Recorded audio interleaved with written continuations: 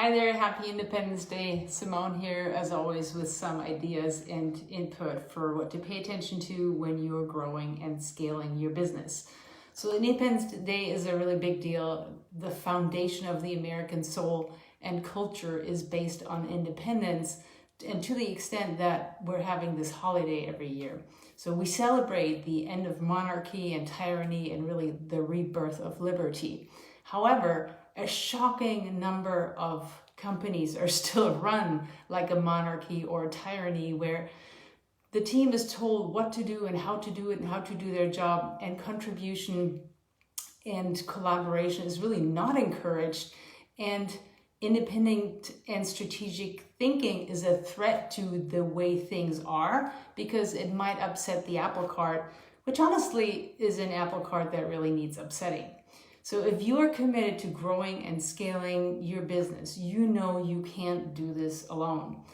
Not only can't you do it alone, you also can't do it without the right level of independently thinking, self-sustaining team members who are ready to push through being challenged and being uncomfortable as they let go of their own egos as dependent contributors and become leaders in their own right, who are really invested in the team and the company outcomes over their own benefit.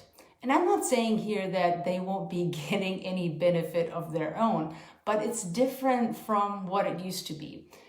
And here's the thing, you can't get to the next level of business with a team of dependent contributors.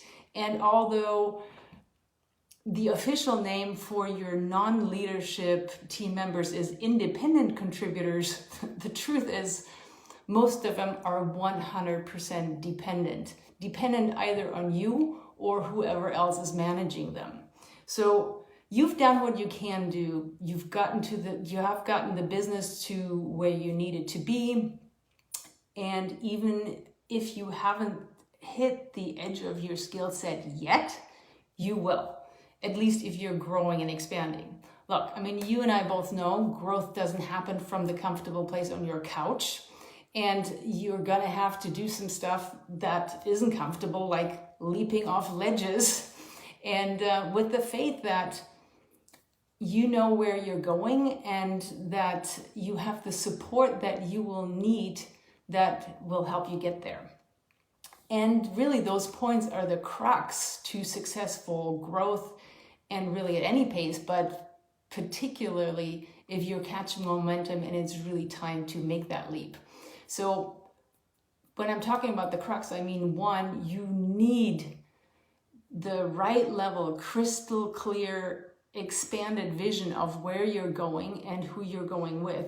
And that serves as the why and the context that your leaders really need from you, so that they can be bought in and make the right decisions even when you're not around. The second thing is you have to know, you really have to feel it. You have to know that you have the support, your team who's got your back, and they're all rowing with you, and they are next level, challenging you to keep innovating and growing and expanding. And the third thing is you have to transform your team into 100% of independent contributors and leaders, because without those three things, you won't have the freedom and the independence to do what you do best, which is focus on the direction and of the company and ongoingly up-leveling where you're going and who you're doing it with.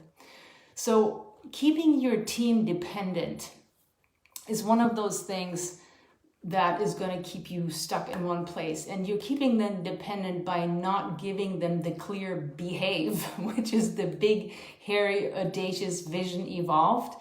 And this means that they will not be behaving like leaders, and neither are you.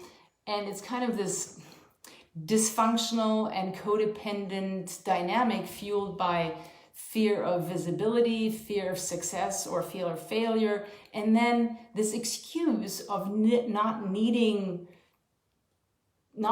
to be able to change because you want to be able to move on a dime, change on a dime, fly by the seat of your pants, and really your own unwillingness to be accountable to your own goals and expectations, because it kind of locks you in the second that you communicate that. But the thing that happens is when you are in that dynamic, it keeps them, your team, in the dark, and you plateaued. So also taking really that next step to upgrade your team is what you really need, so that you can let go of your own limiting beliefs for what's possible and your own limitations in terms of what you can achieve. Because right now, all that is filtered by what you know and not the collective knowledge of your team, of your independently thinking, aligned with your vision team players who are the best of the best. This is really one of the greatest opportunities and greatest challenges as a leader, because now it means you have to take an honest look at your team and define who are the ones who have the its. They get it, they want it, they have the capacity to do it, and they need it. And that's really the big thing, because when they need it, it's because their identity requires them to keep seeking their next level.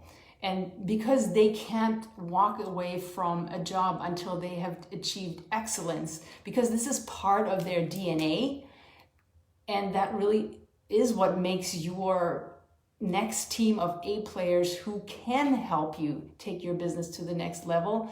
And you couldn't do it without them, because they up-level you and you up-level them. So at that point, it becomes a very functional and very growth-oriented positive dynamic.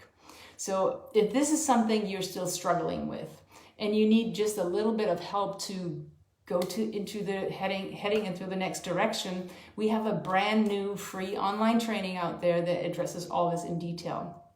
In the training, I'll explain each of the 4 steps that make up our multi-million-dollar system in vivid detail, so that you have all the knowledge that you need to get started. So click the link below and discover how to create an operational and leadership structure that will help you sustain and scale your business. Hope this helps. Have a wonderful holiday, and I will see you next time.